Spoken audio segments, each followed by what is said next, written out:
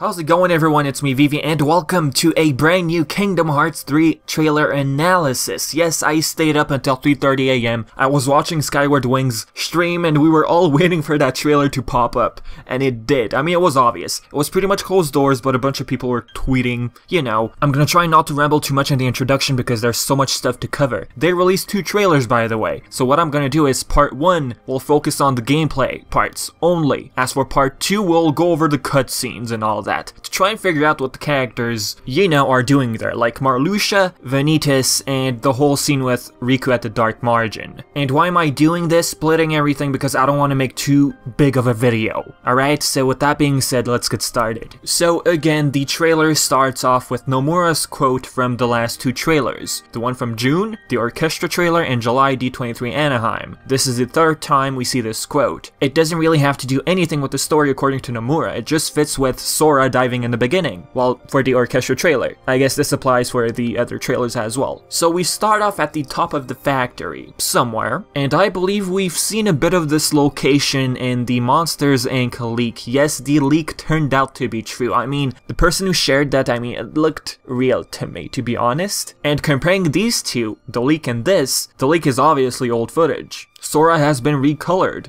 Goofy's model has been adjusted, but I still find him hilarious. Donald still has the same color scheme, looking at the leak. Mike and Sully, they look pretty great. Now some people are saying Sully's model looks a bit off, but it's okay, it looks fine to me. 5 party members, this was confirmed a long time ago. And look, we have a command menu themed, just like Kingdom Hearts 2. A lot of people wanted that to be back, so it's back. It's got the whole door theme going on with the monster, it looks pretty neat. So what is the Link command, the 4th one? Perhaps something that's very similar to Trinity from Kingdom Hearts 2. Now using Link will require all of your MP. If you look at the old trailer, casting magic using just a little amount of MP, it's going to disable Link, well, gray out. As for the Keyblade of this world, it has a door on it with Monster Boo as the keychain. And the handles, if you pay close attention, they look like Scream canisters. Sora's running animation. The speed is very reminiscent to Dream Drop Distance. Well, duh, Osaka's working on it. Oh, and talking about Osaka, by the way, Square Enix recently revealed that they have 100 people from the Tokyo team working on Kingdom Hearts 3 as well. So if that makes you feel better, then alright.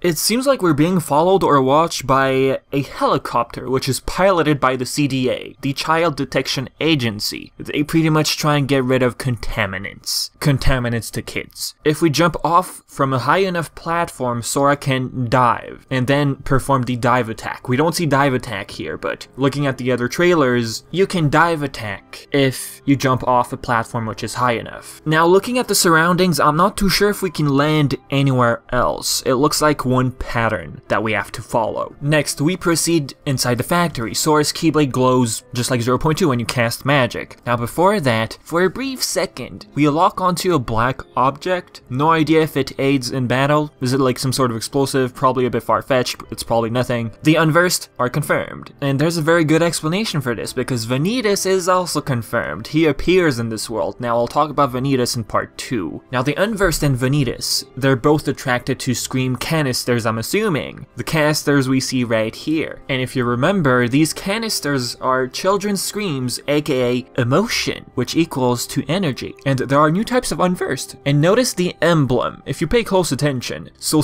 far we got Heartless, Unversed, Nobodies, and Dream Eaters, which I'll show later. Notice when casting Thundaga, the Link command grays out. It really looks like you do have to have full MP on you. By using Thundaga, it triggers a situation command called Thundaza, which is the 4th tier magic. Now, however, 0.2 we had Ja. Simple. It has to do with localization. I'm guessing this time they went with Za. And Ja and Gun are pretty much the same thing as well. You have 20 seconds to activate it, 2 arrows show up, but then it grays out. That's something new, actually. That never happened before. Once we get the 3rd arrow, it activates. Sora gets a new situation command. It's very brief, it's hard to notice due to how the trailer was edited. This situation command is called Quick Claws, and each Keyblade will have a transformation, except for the Kingdom Key, which was confirmed by Nomura. A form will be attached to the Kingdom Key, which is called Second Form, but as for the Keyblade itself transforming, nope, not the case. So the Keyblade transforms, you see a door nice and big now, then we get 2 mechanical claws claws with stars with eyes on him, blue and green. Now Sora's leaked color form is back. Would you look at that? It's pretty much similar to how each Keyblade transformation has its own unique style and color. However, as for the hair, it's not purple. They went with the brighter color scheme, it seems. And as for the ground combat here, I gotta say this transformation it's pretty fast paced. Some people use the term floaty sometimes, but to me it looks fine here. Next we enter the room with a bunch of doors. Flow motion, and we can hold on to it. Sora glows blue when he's using flow motion. We have to be careful to avoid the thunder, or current, if you want to call it. Well, actually this thunder current, it happens on top of the rail. Now before you hop on the rail, you get rail slide. And eventually we reach a sequence which we've already seen in the past in the orchestra trailer. We lock onto enemies, and instead of the controls menu from the orchestra trailer, it just tells us to take cover. Well, it doesn't tell us what to press. I'm assuming it's X. I might be mistaken. So we slide and we fire at the incoming enemies. Now the enemies in the back, we can't really tell much, but they look like water type.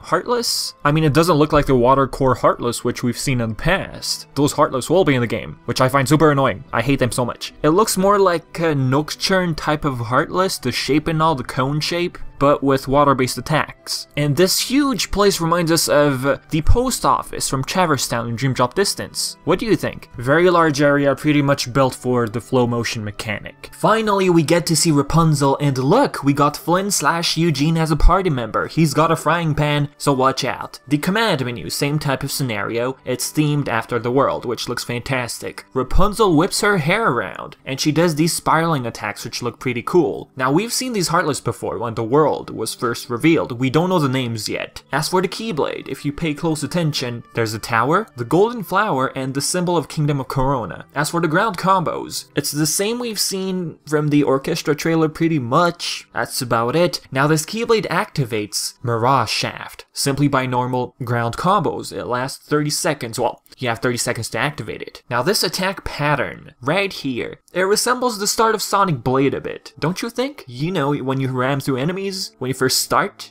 Rapunzel can launch her hair up to the tree and swing through enemies. While she hits enemies, the Kingdom of Corona symbol is released. I don't know if you saw that small detail, but there it is. Why wasn't Rapunzel shown before? Due to her hair, Nomura explained that animating her hair was very difficult. At one point during development, apparently her hair would go up to the sky.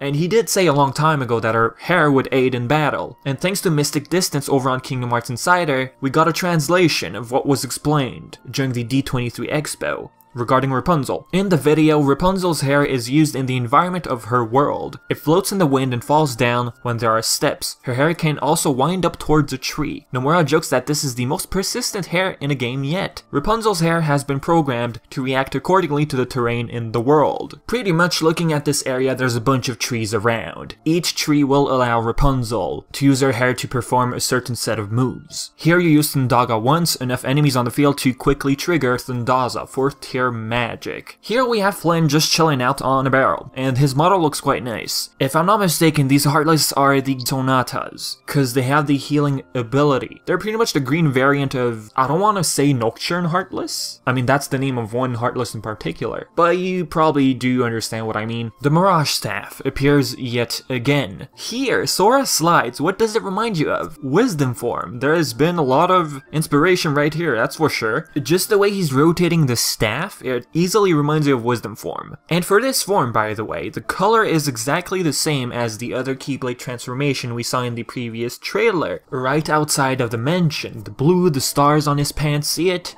Oh, and also we can swim. Well, it looks pretty simple, and I'm getting some deep jungle vibes. What about you guys? And of course, when you're swimming, all of your commands get disabled. Now, for those of you who were afraid of Atlantica reappearing in KH3, fear not. It doesn't seem like the world will be making another appearance. Instead, Ariel is a summon now. Yes, summons were confirmed a while back. Now, looking at this at 3:30 AM, I thought of Shiva from Final Fantasy 15. Anyone else? It's beautifully animated. Like, this is actually pretty cool. Oh, and also, if you pay close attention, it seems like you need to be surrounded by water. Just like Final Fantasy 15, to trigger a certain summon, you have to be in the proper environment, if you guys had no idea. We have more of the Sonatas right here, the Mirage Staff, a closer look, and looking at his outfit, it's definitely the same color as the previous form from the other trailer. Nomura did say that each form will have different properties. One will be defense, one will focus on attack, and the other magic. So this means that the colors will be used for more than one form. It doesn't seem like each Keyblade will have like a different color scheme for the outfit. Here we have Sora summoning the staff, the animation looks pretty sweet. And you can also perform shot locks while in your special form. We've seen this before, you're familiar with it. Now looking at these attacks, I'm assuming they're using spectral rays. And flow chain, we did see it before in the orchestra trailer right at the beginning. I'm assuming flow chain has to do with you controlling Sora and jumping from one enemy to the other, you know, a special kind of attack. And looking at the focus gauge, it uses the same amount, comparing it to the previous trailer. Nobodies are confirmed, we got Dusks, and these new ones, which belong to Marluxia. Yes, when we had the reveal of Tangled, we did see these nobodies, and a lot of people jumped to the conclusion that Marluxia was going to make a return, and they were correct. Marluxia confirmed. Sora activates his finish move, and each transformation, if you've watched all of the trailers, they all overall have a finish move. This one, there's this huge pillar tower forming structure kind of thing, and Sora and two projections unleash this wide area of an attack and causes damage. Well, we don't really notice, but you get the point. And looking at the environment, it is absolutely gorgeous. And if you look at this map, which is from the movie, I wonder which of the areas will be explorable. I mean, they're talking about huge open worlds, so I wonder how many of these areas will be implemented. One area that pretty much got confirmed, and I guess it was obvious, the kingdom. There was a lot of behind the scenes going on during the Expo, and there's going to be a lot of NPCs. Would you look at that? For years, people have been wanting NPCs because the worlds are so empty. No more invisible crowd at the Olympus Coliseum. Now you can find these pictures over on Cage 13. I will leave all of the links in the description below. I mean, look at this. The place looks lively. Anyhow, let's proceed. We're back to Woody and Buzz, the Hyper Hammer which we've seen in the D23 Anaheim trailer. As for the command menu, same thing, nice themed, very nice. We have the same Heartless from Andy's room, we have Big Body Heartless, outside of the house, remember those guys. But where is this though? I believe it's somewhere within Galaxy Toys. Nomura said there's going to be a big focus in that place. It's going to be the primary stage, it's going to have multiple floors. Drill Punch appears, but no, that's not what gets activated here. We get the Mad Teacups instead from E3 2015, remember? It's been a long time. It seems that only Donald and Goofy can be part of the Situation Command, not the party members from the world. Cup slide option or cancel, and here they're spinning around a plastic ball, so this is a tricky sort of area, as you can notice. Next, a new boss battle, a Heartless. 2.5 health points. Now, is this an early visit, judging by the health pad? I'm going to say, well, maybe this was for trailer purposes. I mean, the amount of health enemies lose in these trailers, it's just for concept. It's not the official stats and all that. Now, looking at this area, it looks like a puzzle, right? When I saw this at 3:30 a.m., I thought of that carpet we all had as a kid. With the roads, the buildings, the cars, remember that carpet? I'm sure you do. Careful to avoid the auto missiles which follow you. Now looking at the sky, this seems to be outside, in daylight. Now Buzz and Woody's Situation Command is called Rocket Ruckus. Two options, Rocket Strike or Cancel. And the damage looks very minimal, but like I said, it's probably for the purpose of the trailer. Here, it appears we're high above the ground. I'm going to assume this is due to the Heartless. And it's nighttime here, and everything is floating, so I'm going to assume that it's due to the Heartless. 2 phases maybe? But the HP is full. Again, purpose of the trailer. Everything is spinning this time. Those floating objects around him with the sparks going on, they seem to be the cause of all this. Okay, talking about the carpet from before, I mean, look at the ground. It really reminds me of that. And you see that right there? It's prompting you to, I guess, destroy that box, which I guess is going to disable the whole electric field thing. Once that's done, I'm going to assume that everything falls back down. But the Heartless could maybe reactivate that attack and everything will go back in midair. It looks like a wall shielding the enemy. Remember the MCP from Kingdom Hearts 2? You had to destroy the walls and then the enemy would get vulnerable. I think it's a similar situation right here. Now we're back to Monsters Inc. We're back inside the factory, and this platform, this small area, it looks like the one we saw before, from all the way from the top on the rails when we were sliding. We notice high jump right there, the red nocturnes. I'm sure that's them comparing it to the previous trailer. I mean, they're launching fire. Classic Soldier Heartless right there. Flow motion from Dream Drop Distance, spinning around the light poles, remember that? Notice the stars from before when hitting the enemies with this Keyblade. There's also a blue variant, some gears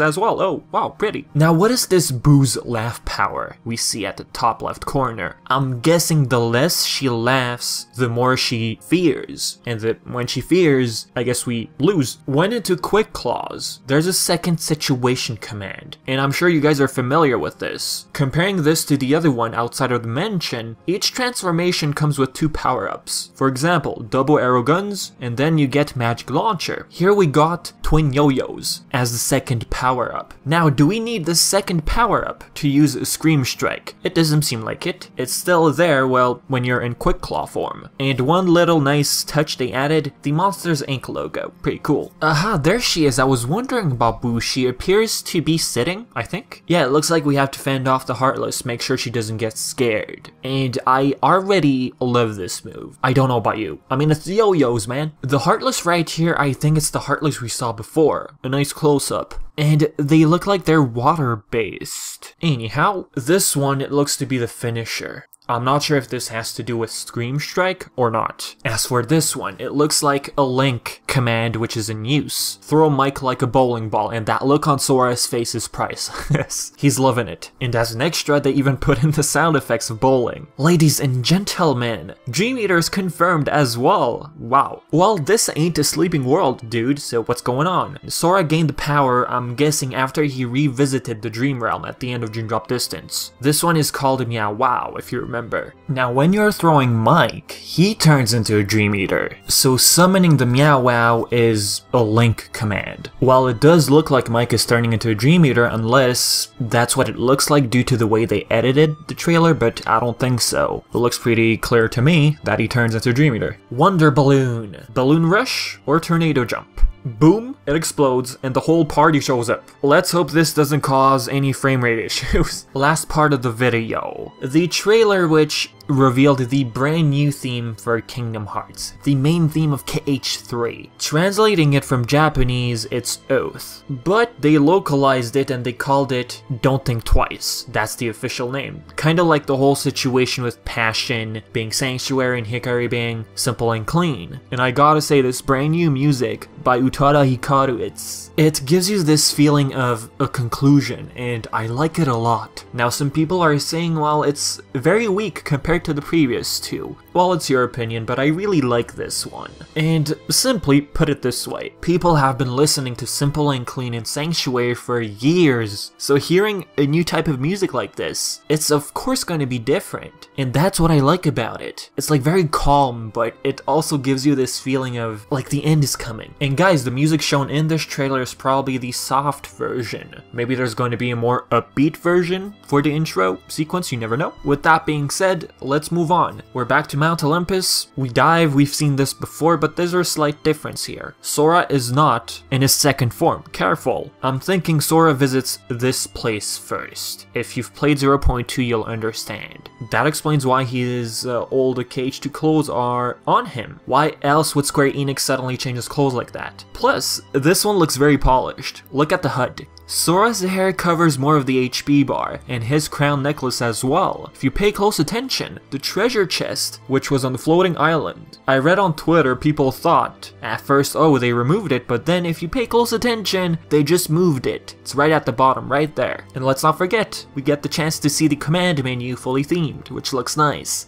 Rock Titan. They adjusted the lighting a bit. If you're looking for a major difference, there you go. The Rock Troll from Thebes. Sora is still in his KH2 clothes. Why is that? Could it be possible that Zeus might gift Sora with a new outfit? As for Riku and Mickey, they got suitcases from Yen Sid. I'll talk about those guys in part 2. Anyhow, second form appears, 30 seconds to activate, and looking at this, slow down, there's a set of moves from KH2, Aerial Spiral, remember that? But, I want to say say something? Slowing this down, you notice that the combo here is floaty, just like 0.2. You remain in the air without falling to the ground. Am I gonna complain about this? Not really. Like, guys, I'm just happy we got a brand new trailer. Oh no, it's not only one. 2 trailers. 3:30 AM, it was worth it. So with that being said, I guess I'll see you guys in part 2. If I missed anything interesting or important, make sure to leave it in the comment section below. Hopefully you enjoyed the video, and as always, I've been Vivi, and thank you so much for watching.